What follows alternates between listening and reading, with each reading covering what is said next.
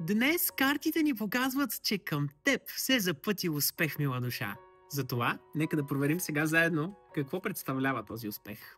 Какво е важно за теб? Какво ще ни кажат картите в цялост? Преди това ти напомням да се пазиш от фалшиви акаунти, които се представят за мен и ти пишат или изпращат покана за приятелство с идеята да ти предложат лично таро четене. Аз никога няма да ти пиша, да те последвам или да ти изпратя покана. Моля, подхожи с внимание. А сега да видим картите.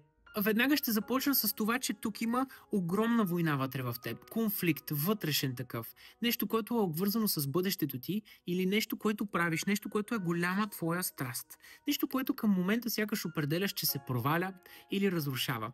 Само, че искам да видиш скритата благословия в кулата. Да, тя разрушава нещо, но освобождава място за нещо ново и по-добро. Тук имаме трансформация. Картите казват, че в момента се намираш на едно много ниско положение в емоционален смисъл и не знаеш точно как да продължиш напред. Сякаш си на път да се откажеш. Гневът в теб е твърде голям, сякаш несправедливостта, която изпитваш на гърба си в момента, усилията и всичко, което полагаш. Вселената ти пази гърба. Има нещо, за което твърде много бързаш.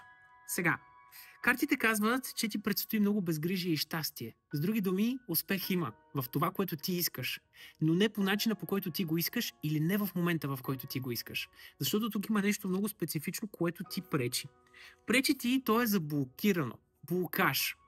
Виждаме, че успехът идва. Да, може да е по-бавен, но идва. Нещо ще се отпуши, нещо ще се нормализира. Виждаме го в умереността. Нещо ще се случи, което ще ти помогне да започнеш на чисто.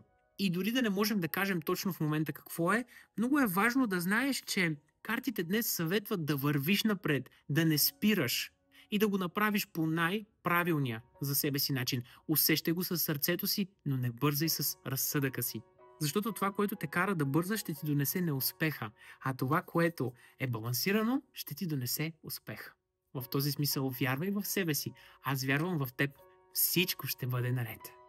Ако имаш нужда от лично таро четене или лична коучинг сесия с мен, можеш да си запазиш такива през вебсайта ми abundantkiko.com или някои от методите, изписани на екрана.